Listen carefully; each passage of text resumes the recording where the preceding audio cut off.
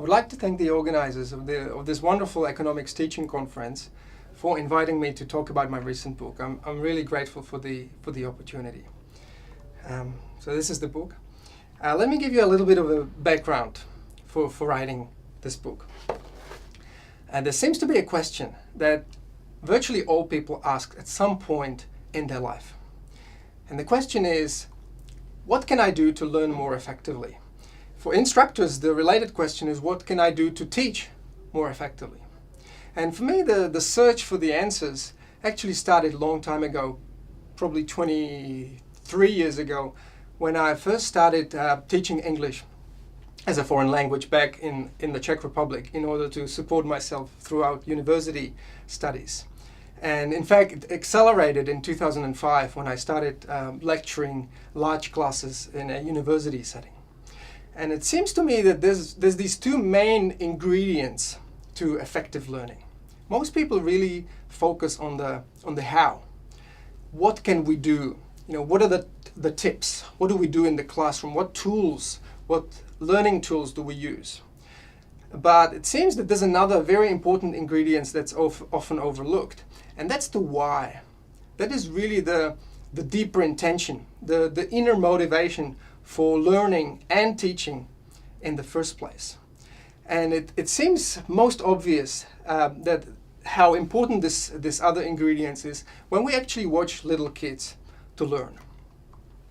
They have this what I call thirst for learning. They have this inner desire to find out more about the world and how it works. And it's not about grades. It's not about getting a degree. It's not about them getting a better job and a higher salary. It's just a thirst that comes within and that we're probably all born with. However, it seems like at some point something changes, and we go through this wonderful learning mode to something like this, which is you're probably familiar with this in your classes, or hopefully not. Somehow we seem to lose this thirst. Somehow we're no longer interested in learning. We're no longer interested in finding out the truth about the world. So all the steps that have really led me to writing the book seems to be an attempt to help my students and myself to migrate from this mode of learning to this a more effective mode of learning. And again, it's not about, my strong belief is that this is not just about having more fun while we're learning. It actually very much enhances the effectiveness of learning, our intention, why we actually do that, and whether it's really genuine. So from your own experience, which of these two modes do your students, or most of your students, fall into? Is it really the thirst within mode, or is it really the kind of bored mode that we see on the second slide? Well, if I was in the same room with you now, I would get you to discuss this question with the people who actually are sitting next to you. This is something that I call a bus time, and I do that several times throughout each of my lectures, even in a very large lecture setting, in order to be able to stimulate the thinking of the students. And importantly, what is it? Why is it that students tend to fall asleep in the classroom or while reading textbooks, and what we can do as educators to make sure that that's not the case and that the students are learning effectively. So let me walk you a little bit through the main features of the book, and it's going to be both on the why as well as on the how. So what are the things that we can do for students to really enhance their learning? And the key kind of underlying principle of the book is actually discussion. There's a lot of research showing that when we talk, our brain does a very different type of thinking from when we just listen or when we read. In fact, it does a much deeper type of thinking.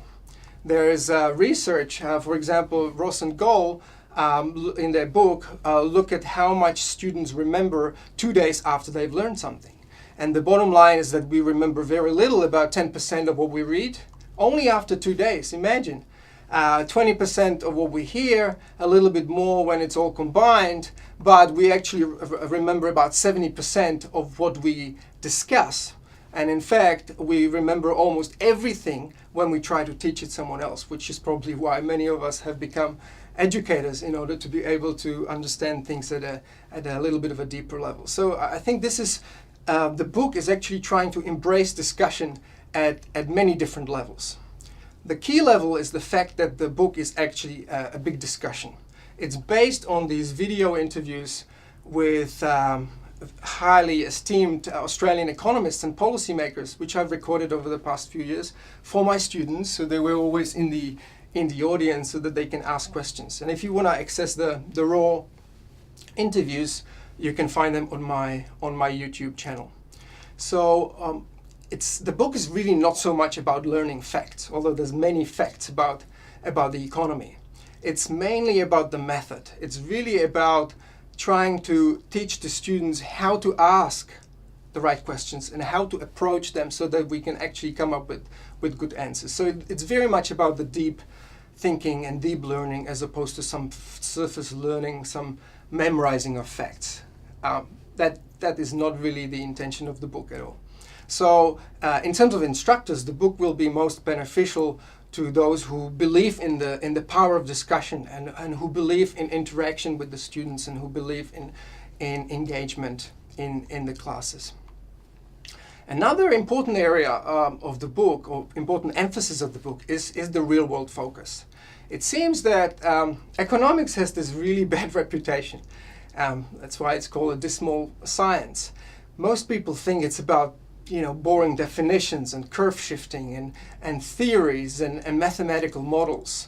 But what the book is trying to show is that it's really not about this boring curve shifting. It's very much about trying to understand how we as individuals, how we decide and the kind of decisions we make, how they affect our well-being. And once we understand that, then we can try to change our decisions and change our behavior in order to improve our well-being and improve our prosperity. This is what economics is about in a nutshell, and that's why I find it fascinating.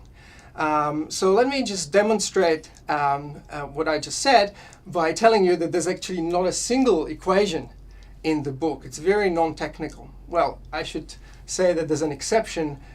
This cartoon actually has a lot of equations, but that's really the exception. There's no other equations throughout the text. And you would have probably recognized Glenn Stevens, the governor of the Reserve Bank of Australia, as well as one of us, an ivory tower academic.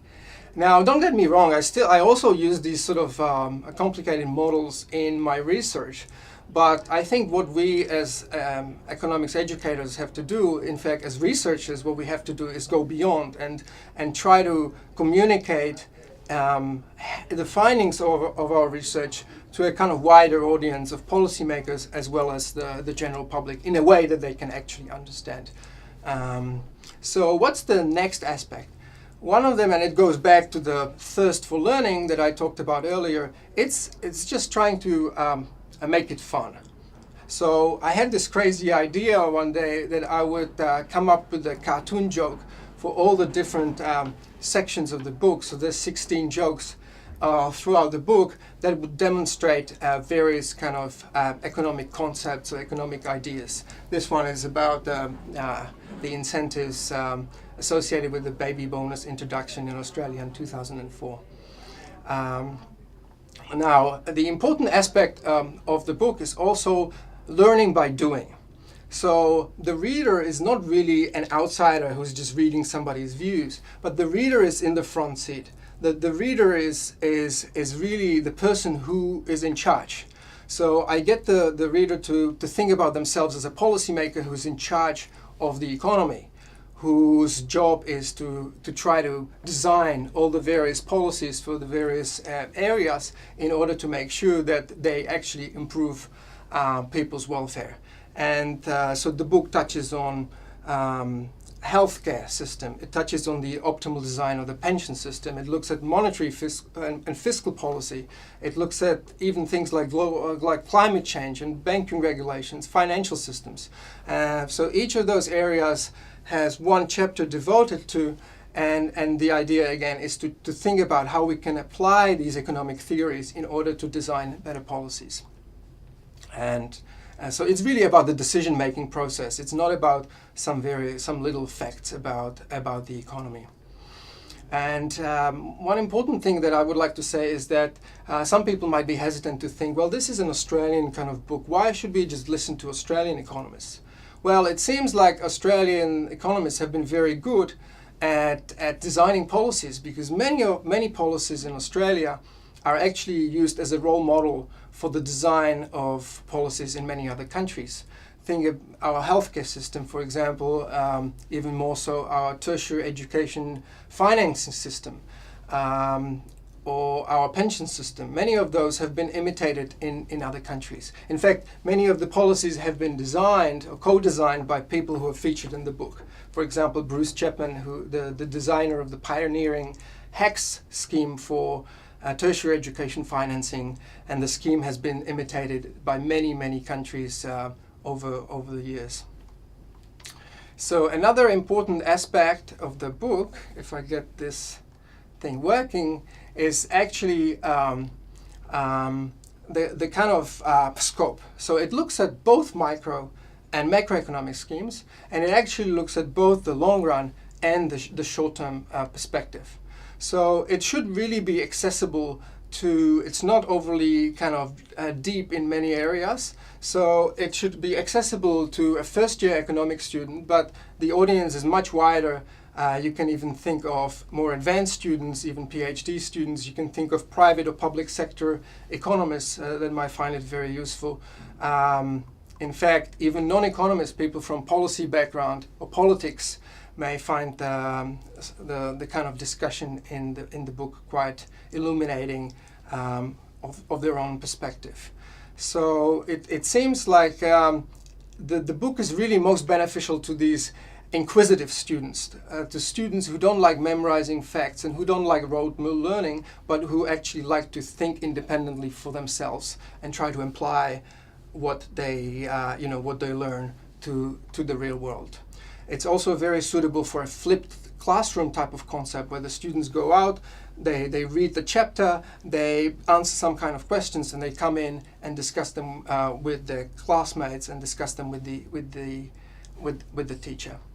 In terms of the structure of the book, the first 4 chapters give an overview of both micro and macro, and both the long run and the short run, as this cartoon, which is a debate between Keynes and Friedman, suggests. And then the remaining chapters focus on the various economic areas in greater detail. So I would like you to note that the book really is not just the interview. That's probably half of the book. The other half is all the things that I've added. So each chapter starts with a summary of the main economic concepts that are covered in the book. And then it has about a 4-page summary of the policy area, which I hope the students will find useful, which has some interesting graphs and various links to data or interesting articles, as well as the cartoon. Then there's the interview itself, which has been edited to be more suitable for the reading audience. And in fact, it's got a lot of extra materials. So for example, I emailed all the interviewees questions about the main policies that economics shows would be valuable, but politicians have really not implemented them. So that has been, the answers over email have been included in the book as well. And then later, after the interview, there's actually a summary of the key policy insights and the main policy lessons in each area. So there's about 30 or so. And then it's followed by questions for review, which again stimulate the students' discussion or the reader's discussion. And after that, there's suggestions for further readings for students who want to find out more about the various details. And at the end of the book, there's a glossary which contains about 250 key economic terms that are explained in lay words, so that students who are not familiar with some word, some term, can actually go back and find it easily. They don't have to go to Google to find out the definition. So it's all contained nicely in the book. Now, if you're asking about how you can use the book for your own teaching, it seems I'll be developing a new subject titled Real World Economic Policy. So if you're interested in that sort of thing, please get in touch with me. But you can easily integrate a number of those ideas in your existing subjects. So for example, what I do with my students to stimulate their critical thinking and reflection is that I get them to watch an interview at home, and as part of their weekly problem sets, I get them to write down one particular thing in the interview that they find new or that they found interesting or that they disagree with, and importantly, why. So again, it's the discussion. It's not about correct or incorrect answers. It's really about the discussion. Now, what I would like you to the other thing that I do is that I also get the students to come up with some questions for the interviewee that they would ask if they had the chance. So the idea is really to stimulate their thinking on a specific topic. And now what I've also started doing is to actually get them a blank cartoon and get them to come up with an idea for a funny text that would, again, summarize a certain topic in a kind of interesting and illustrative way. And I've been getting some very interesting feedback from students saying that has really enhanced the learning. So hopefully I'm on the right track, but I'm still experimenting with these sorts of things. And you can too, so if you have some time to spare, you can have some fun at home and try to come up with some of these cartoons. The book seems to be well received even in the academic circles, so Professor Ross Guest from Griffith actually argued that this was the best book for him of the year.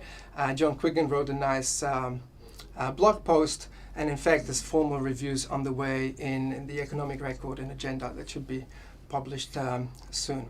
So before we actually start the Q&A, I would like to go back to our bus time questions, and I would like you to discuss primarily the question of why it is that we believe that students tend to fall asleep in the classroom or when they're reading the textbook, and what it is that we as educators can actually do in order to enhance their learning and make sure that they learn effectively.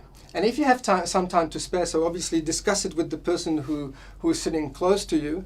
And if you have some time to spare, try to summarize your views using this cartoon. And again, you will put yourself in the shoes of the students, of some of my students who have to do that every week. Thank you again for taking the time to listen to my presentation. I hope you enjoy the book, and I look forward to chatting to you very soon during the questions and answers. Thanks again.